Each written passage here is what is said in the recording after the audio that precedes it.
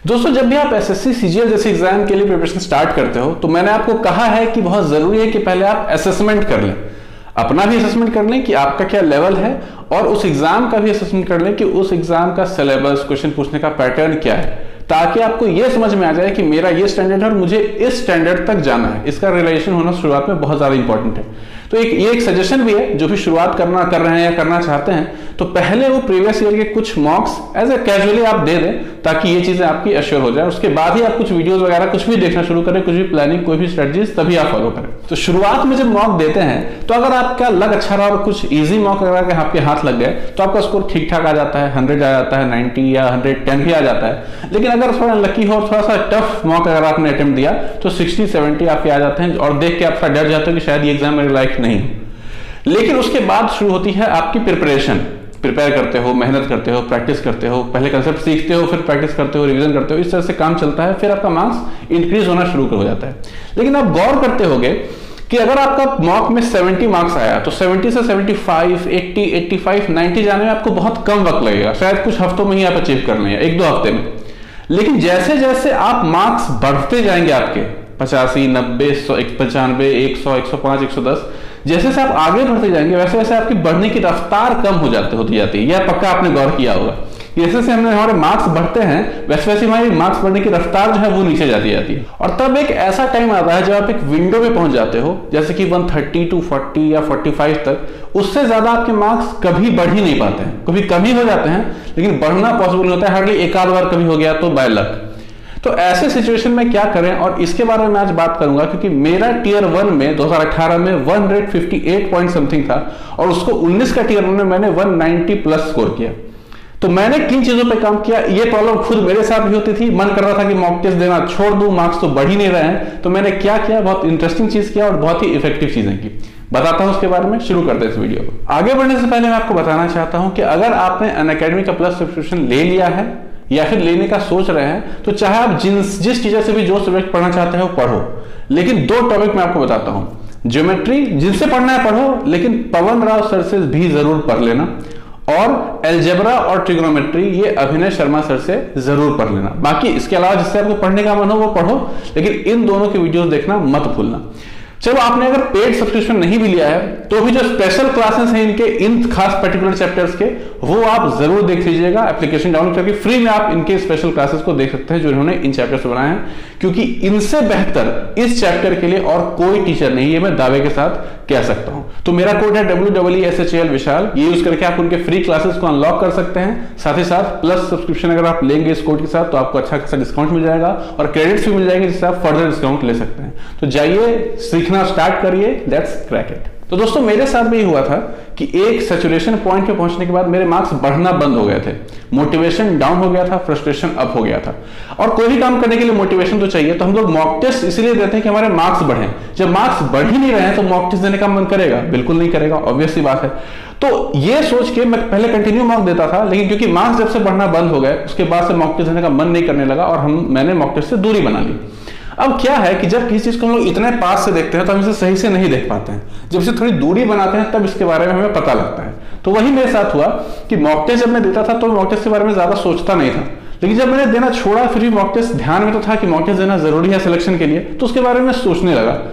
और सोचते सोचते मुझे कुछ चीजें ऐसी हिट हुई जो मुझे लगा कि मैं बहुत बड़ी गलती कर रहा हूं मॉक टेस्ट देते वक्त, और यही मेरी कमजोरी, मेरी विफलता का कारण है। तो 2 बहुत ही इंपॉर्टेंट पॉइंट्स मैंने नोट किए। पहला, कि मैं मॉक टेस्ट सिर्फ और सिर्फ अपने मार्क्स बढ़ाने के लिए दे रहा था। जब भी मैं मॉक टेस्ट देता था तो मेरे मन में सिर्फ यही बात होती थी कि पिछले मॉक से इस पर मेरा अच्छा मार्क्स है, इसी थॉट से मैं देता था।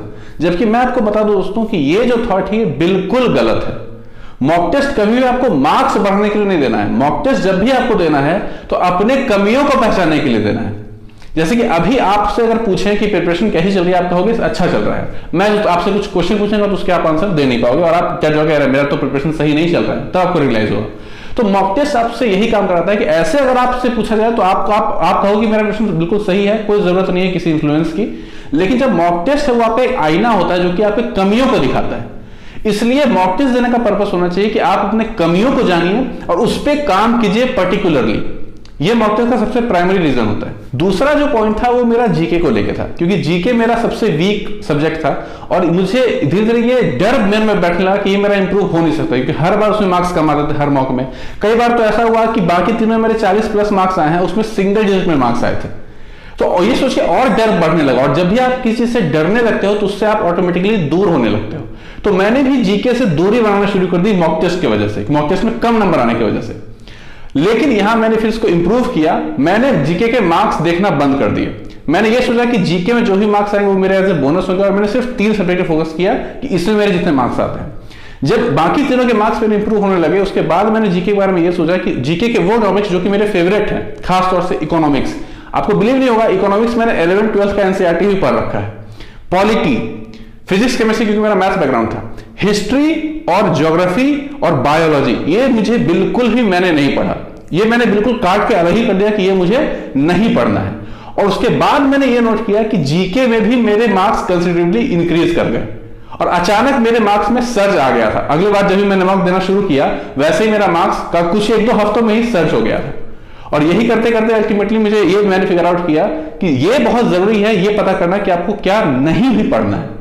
ऐसे आपको लगा कि मार्क्स कट ऑफ बहुत ज्यादा जाती है तो कुछ भी आप छोड़ नहीं सकते, लेकिन अपने एबिलिटी के हिसाब से आपको ये एलिमिनेट करना भी उतना ही जरूरी होता है जितना कि क्या पढ़ना ये डिसाइड करना। तो उससे उतना ही जरूरी आप क्या एलिमिनेट करना है वो भी जरूरी होता है। तो जरूरी नहीं कि मेरा जो वीक सब्जेक्ट है वो आपका भी सब्जेक्ट हो सकता है, ये तीनों आपके सबसे इंटरेस्टिंग पार्ट हो।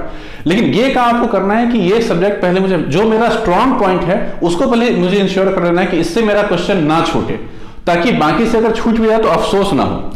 इसके अलावा हर दिन जीके के साथ टाइम बिताना मैंने शुरू किया कि मुझे पढ़ना है जीके। क्या पढ़ रहा हूं मैटर नहीं करता, बस आधे से पौन घंटा मुझे पढ़ना है। और आज मैं आप लोगों को भी यही सजेस्ट करता हूं। हालांकि थोड़ी सी नाइंसाफी हो गई थी, मेरे मॉक टेस्ट में स्कोर 30 अराउंड रहते थे, लेकिन और एग्जाम में मैंने एक्सपेक्ट किया था कि मार्क्स थोड़े बढ़ ही जाएंगे, लेकिन ये मार्क्स मेरे 24 ही रह गए थे एग्जाम में। स्टिल मैंने 190+ स्कोर किया, क्योंकि बाकी तीनों सब्जेक्ट मैंने बहुत फोकस किया और उसको बहुत ज्यादा इंप्रूव किया। तो इसीलिए आप किसी एक सब्जेक्ट की वजह से बाकी 3 सब्जेक्ट पे जो इफेक्ट होता है उसको आप ज्यादा बढ़ने मत दो। एक ही सब्जेक्ट है, बाकी 3 सब्जेक्ट पे आप पकड़ बना के उसकी कमी को की भरपाई आप कर सकते हो, और जब वो भरपाई आप करोगे तो आप खुश रहने लगोगे, आपका जो स्ट्रेस है वो कम होगा, और बाकी जो सब्जेक्ट है उस पर भी आप पढ़ना शुरू कर दोगे, मेहनत करना शुरू कर दोगे। तो होप मत खोइए, लगे रहिए। Best of luck. इस बार एसएससी सीजीएल 2020 आपका है। Thank you. अकेडमी की एप्लीकेशन में मैंने साइन इन कर लिया है और अब मुझे एक कोर्स परचेस करना है एसएससी के लिए। तो मैं देखता हूँ नीचे 4 ऑप्शन है, ब्राउज, सिलेबस, टेस्ट और सब्सक्राइब। तो सब्सक्राइब वाले पोर्शन में जाता हूँ। अब यहाँ पे मुझे रेफरल कोड डालने का ऑप्शन आ रहा है, तो मैं अपना रेफरल कोड डाल देता हूँ WEESHAL। ये मैं अप्लाई करता हूँ यहाँ पे। तो यहाँ पे मुझे दिखता है कि यहाँ 10% मेरा जो है वो प्राइस कम हो गया है। तो अगर मैं कैलकुलेट करूँ तो अभी से टियर 3 एग्जाम होने में तकरीबन 8-9 महीने तो लग ही जाएंगे। तो चलो मैं 1 साल का कोर्स परचेस करता हूँ। तो 12 मंथ वाले में जाता हूँ, तो यहाँ पे 5400 रुपये मेरे बन रहे हैं यहाँ पे। और यहाँ पे एक और ऑप्शन है रिडीम करने का, कि जो मेरे पास 390 क्रेडिट्स हैं, क्योंकि मैंने कुछ फ्री लेक्चर्स देखे थे और उसमें भी कोड मैंने WEESHAL विशाल यूज़ किया था, तो उसमें मेरे बहुत सारे क्रेडिट्स बन गए।